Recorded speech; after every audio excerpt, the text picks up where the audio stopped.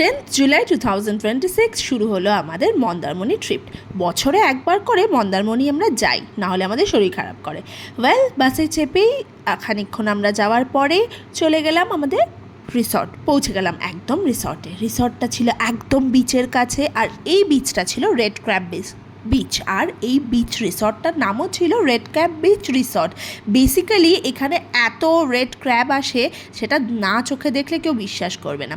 ফার্স্টে গিয়ে একটুখানি সমুদ্র দর্শন করে আমরা নেমে পড়লাম পুলে লম্পঝম্প করে পেট পুজো করে দিলাম বড় বড় কাঁকড়া দিয়ে। তারপর একটু রেস্ট নিয়েই চলে গেলাম আবার বিচে। তখন বেশ সানসেট হয়ে গেছিলো, দারুণ ওয়েদার ছিল। আমরা অনেকটা সময় ভীষণ ভীষণ ভীষণ মজা করলাম।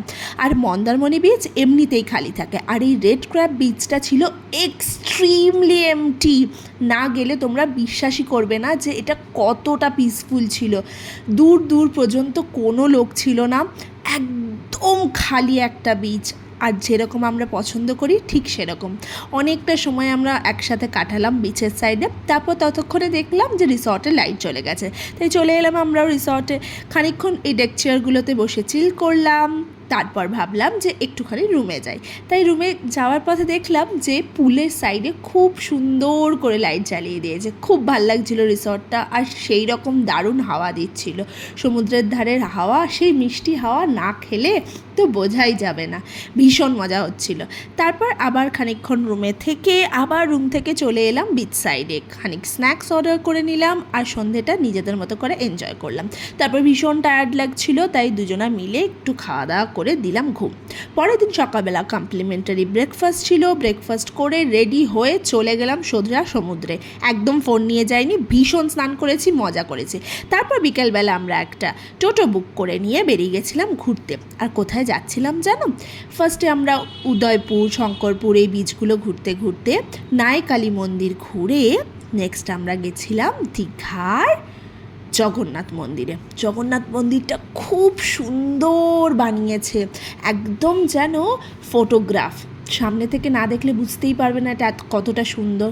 ভীষণ পরিপাটি, ভীষণভাবে মেনটেনড একটা মন্দির। সেখানে থাকতে থাকতে বৃষ্টি নেমে গেছিলো। তারপর আবার খানিকক্ষণ টোটো করে আমরা ফিরে এলাম রিসর্টে আবার ইভিনিংটা এনজয় করে সেদিনের মতো টাটা। তারপরের দিন সকালবেলা আবার ব্রেকফাস্ট করে চলে গেছিলাম বিচে। এবার আমাদের বিচে করার ছিল বেশ কিছু ফটোশ্যুট, কারণ আবার কবে আসবো জানি না, বিচটাকে তো মিস করবো। তাই সেই সুযোগটা না যাতে পাই, যাতে সারা বছর এই ফটোগুলো এনজয় করতে পারি, তাই বিচে অনেকটা টাইম কাটালাম। খুব সুন্দর সুন্দর ছবি তুললাম। আর আমরা যা করি দুজনে মিলে এক গাদা পাগলামি করলাম। সেই পাগলামি করে তারপর লেগেছিল গরম। তারপরে এখানে একটা দারুণ স্প্রাইট খেলাম, limited edition mint and lemon Sprite. তারপরে আমাদের চেক আউট করার টাইম ছিল। চেক আউট করে লাঞ্চ করে লাস্ট একবার চলে গেছিলাম সমুদ্র দর্শন করতে। সেখানে এই টুকটাক মজাগুলো করে আমাদের ট্রিপটা ফিনিশ হলো। এই ট্রিপটা ভীষণ রিল্যাক্সিং ছিল, যেরকম আমাদের দরকার ছিল। আমরা সারা সপ্তাহ খেটে খেটে কাজ করে করে যে যার মতো ভীষণ এক্সস্টেড হয়ে যায়। তাই একটা ছোট্ট উইকেন্ড গেটওয়ে আমাদের ভীষণ প্রয়োজন হয়। আর Mandarmani is always a perfect choice for that. Yes, that was it. By.